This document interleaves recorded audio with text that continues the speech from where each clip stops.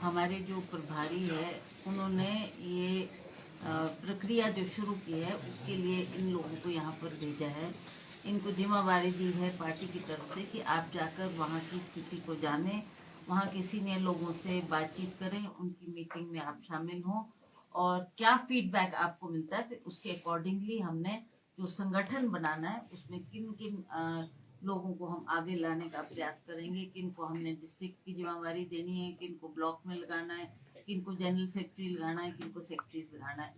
इस बात को ध्यान में रखते हुए प्रभारी ने इनको यहाँ पर हिमाचल प्रदेश भेजा है और आज हम यहाँ मीटिंग कर रहे हैं, उसके बाद ये इलाके में जाएंगे और जहाँ जहाँ इनकी ड्यूटी होगी, चाहे वो कांगड़ा है, चाहे चंबा है, चाहे सिरमौर है, शिमला है, सभी जगह ये दौरा करेंगे, सीनियर लोगों से मिलेंगे, फीडबैक लेंगे कि लोगों का क्या मानना है, कि कौन वो लोग हैं सक्रिय तौर से जो पार्टी का काम करते हैं, जिन्होंने पिछले चुनाव में भी काम किया है, और कौन ऐसे लोग हैं जो संगठन में केवल मात्र पद लेकर बैठे हैं पर इलेक्शन के वक्त में सक्रिय नहीं रहे। इस बात की ये लोग छानबीन करेंगे और वही रिपोर्ट फिर हम हाईकमांड को देंगे और हाईकमांड फिर हमारे से बैठकर चर्चा करेगी। फिर हम अगली प्रक्रिया है उस पर हमने अगला स्टेप क्या उठाना है, इस के लिए इनको यहाँ पर भेजा गया है। क्या इसमें ये भी डिस्कशन होगा पार्टी और गवर्नमेंट के लिए किस तरह से कोऑर्डिनेशन बना है? हाँ, ये भी एक बहुत अहम रोल है जो अभी इनको ये भी जिम्मेवारी दी गई है कि आप ये देखें सरकार किस तरीके से काम कर रही है, कहाँ कुछ कमी रह गई है, उसको भी हमने पूरा करना है और एक तालमेल संगठन और सरकार के बीच में बनाने की आवश्यकता है, जिसमें कुछ संगठन के लोग भी हों और वो उनको जिम्मेवारी दी जाए ताकि वो भी संगठन में भी काम करे और सरकार के माध्यम से जो हमारे काम हो रहे हैं उसका प्रचार भी जाकर लोगों के बीच। मैम, बोर्ड और निगमों में काफी पद खाली चल रहे हैं, 2 साल हो गए हैं। पहले भी आपने ये मुद्दा उठाया था कि जो संगठन के लोग हैं उनकी ताजपोशी होनी चाहिए, केवल 3 ही साल अब बचे हैं, तो क्या ये भी मुद्दा उठाया जाएगा कि जो काफी समय से हमारे जो सक्रिय पार्टी के कार्यकर्ता उनको ये ओहदे मिलने चाहिए, उसके लिए भी मैंने पहले भी ये बात कही थी और देखेंगे कि कौन इस पद पर बैठने के लिए एक हमारा पार्टी का कार्यकर्ता है। के नतीजे आए हैं उसके मद्देनजर कितना जरूरी हम भी काम करेंगे। आपने पिछले विधानसभा में भी देखा कि पिछले विधानसभा में भी हमारे, मेरे को लगता है कि इसी तरह से हमारे पार्टी में भी एक जोश भरने की आवश्यकता है। तो आप किस तरह देखते हैं? देखिए, ये इसको आप किस नजर से देख रहे हैं मुझे नहीं मालूम, बट ये इसलिए है कि हमारी जो बजाय एक आदमी, सपोजिंग अब मैं पार्टी के अध्यक्ष हूँ, आप मुझे कहें कि जी आपको एक बना दो, अब एक पद के लिए कम से कम 10-20 लोग उम्मीदवार होंगे। अब किसको चयनित करना है, किसको हमने आगे लाना है, उसके बारे में डिटेल में जाकर लोगों से भी चर्चा हो, लोगों का फीडबैक भी लिया जाए और लोग हमको असली पिक्चर दिखाए कि नहीं जी ये नहीं, ये ज्यादा बेहतर रहेगा। तो ये भी इस काम को करेंगे और जो छन कर ठीक नाम आएगा, जो पार्टी की मजबूती के लिए काम करेगा, रात दिन समय भी देगा और पार्टी के लिए काम भी करेगा, उन व्यक्तियों को आगे लाकर हम पार्टी को मजबूत करने की बात करें। महाराष्ट्र चुनाव के नतीजों के बाद कर्नाटक के जो होम मिनिस्टर हैं जी परमेश्वरा, उन्होंने ईवीएम पे सवाल उठाए हैं। हमने हिमाचल प्रदेश के मुख्यमंत्री से भी ये सवाल पूछा था, तो उन्होंने कहा कि जब शंका हो जाती है किसी चीज पे, इलेक्ट्रॉनिक डिवाइस पे अगर शंका होती है तो क्यों ना एक बार भारत में जो बैलेट पेपर है उससे चुनाव किए जाने चाहिए। आप इससे वाकिफ रखती?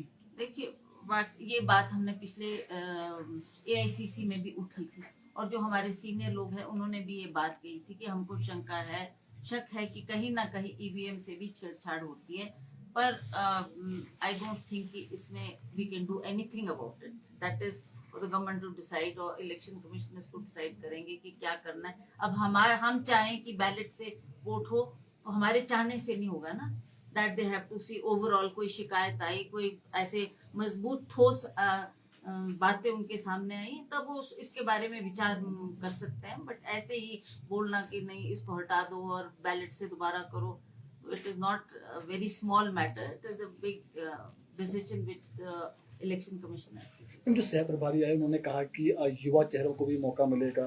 जब चुनाव हुए थे तब भी काफी लोगों ने अप्लाई किया था टिकट्स के लिए, तो क्या अभी संगठन में जो युवा चेहरे हैं उनको भी मौका मिलेगा? बिल्कुल बिल्कुल। देखो, अब एक जनरेशन जाती है तो नई पीढ़ी आती है। अब नए लोगों को हमें आगे लाना है। ठीक है, टिकट के टाइम भी बहुत से आवेदन पत्र आए थे, कईयों को हम एडजस्ट कर पाए, कईयों को नहीं कर पाए, पर अब इस बात को ध्यान में रखते हुए अब संगठन में भी हम उनको आगे लाएंगे। जो पार्टी के लिए डेडिकेटेड है, काम करना चाहते हैं, उनको हम पद भी देंगे और ऐसा उनको कार्यभार भी देंगे जिसका वो रिजल्ट शो करें। तो युवाओं को आगे लाना भी हमारा कर्तव्य है। उसी तरह से महिलाओं को मान सम्मान देना, महिलाओं के लिए भी काम करना और महिलाओं को भी कहीं ना कहीं का प्रतिनिधित्व देना भी हमारा कर्तव्य बनता है। इसके लिए भी हम काम करें। जो हम कार्यक्रम है 11 तारीख को 2 साल का जश्न मना रहे हैं, उसकी कैसी तैयारियां हैं? और भाजपा के जो प्रदेश अध्यक्ष हैं उनका कुछ देर पहले बयान आया है कि किस बात का जश्न मनाया जा रहा है। जो गारंटियां दी थी वो जमीनी स्तर पर उतरी नहीं है, केवल सुर्खियों में है और जमीनी स्तर पर नहीं है गारंटियां। ये क्या कह रहे हैं? देखिए, जहां तक भाजपा की बात है, भाजपा ने तो क्रिटिसाइज ही करना है। दे विल नॉट अप्रिशिएट कि सरकार ने कुछ काम किया है, सरकार ने जो प्रोमिसेस किए हैं उनको फुलफिल किया है, काफी काम हुए हैं। ये बात ठीक है। हमारे सामने बहुत सी त्रासदी भी आई, बहुत से डिजास्टर भी हुए, उसका भी हमें सामना करना पड़ा और उसमें भी जूझना पड़ा, जिसकी वजह से हम थोड़ा डिले अवश्य हुए। पर कहीं ना कहीं हमने जो जो वायदे लोगों से किए हैं, अब भाजपा का काम तो क्रिटिसाइज करना है। वो तो बोलेंगे कि कुछ नहीं हुआ है, कुछ नहीं हुआ है, पर आप जानते हैं, चाहे ओल्ड पेंशन स्कीम की बात है, वो भी सरकार ने लागू की। उसके बाद हमने महिलाओं को जो धनराशि देने की बात कही थी, वो तुरंत हो जाती अगर बीच में डिजास्टर ना आता। डिजास्टर भी जब आया तो हमें उम्मीद थी कि मोदी जी हिमाचल प्रदेश को अपना दूसरा घर मानते थे। हमें लगता था कि मोदी जी मदद करेंगे, पर हमें कोई एक्स्ट्रा फाइनेंशियल हेल्प सेंटर से नहीं आई उस डिजास्टर के लिए। तो माननीय मुख्यमंत्री ने 4,500 धनराशि देकर उस वक्त डिजास्टर से जो लोग जूझ रहे थे, जिनके मकान चले गए, जिनके घर के सदस्य चले गए, उनकी मदद उस वक्त की। तो उस वजह से कुछ डिले भी हुआ वो प्रोसेस और हम तुरंत उसको लागू नहीं कर पाए। तो उसके बाद माननीय मुख्यमंत्री लाहौल स्पीति गए और उन्होंने वहां पर इसकी शुरुआत की, महिलाओं को धनराशि दी। अभी पीछे डोडरा कुआर भी गए थे मुख्यमंत्री। डिस्ट्रिक्ट शिमला का एक रोड का बहुत इंटीरियर एरिया है, वहां भी महिलाओं को वो धनराशि दी। ऐसी बात नहीं है, हम कर रहे हैं। एवरीबडी नोज कि थोड़ा फाइनेंशियल प्रॉब्लम्स हर स्टेट के सामने होती है। अब कैसे आपने इस काम को करना है, जो एक होता है कि तुरंत उसको इम्प्लीमेंट कर सके, पर कई बातों को इम्प्लीमेंट करने के लिए कुछ बाधाएं भी सामने आती है। तो धीरे धीरे चरणबद्ध तरीके से वो काम भी किया जा रहा है और इसमें कोई शक नहीं है कि सरकार ने जो जो कहा, जैसे दूध के रेट बढ़ाने की बात थी और भी जो हमने प्रोमिसेस किए हैं, उसपे भी सरकार ने कदम उठाए हैं और सरकार ने उसपे पहल ली है। अभी हाल में ही माननीय मुख्यमंत्री रामपुर गए थे, एक दत्तनगर में उन्होंने एक मिल्क प्लांट का शुभारंभ किया है। शायद उसमें भी उन्होंने दूध के रेट बढ़ाने की बात की है, उसमें भी काम चल रहा है, वो भी काम हो रहा है। तो सरकार की तरफ से जो जो काम सरकार ने प्रॉमिस किए हैं उस पर उन्होंने कदम उठाए। जश्न की कैसी तैयारी है मैम, और कौन कौन लोग शामिल होंगे 2 साल के जश्न में? मुझे अभी इसकी इतनी ज्यादा जानकारी है। I am not got the time to sit down and talk about it, so I really can't say कि कैसा जश्न होगा और कहाँ मनाया जाए तो कैसा है।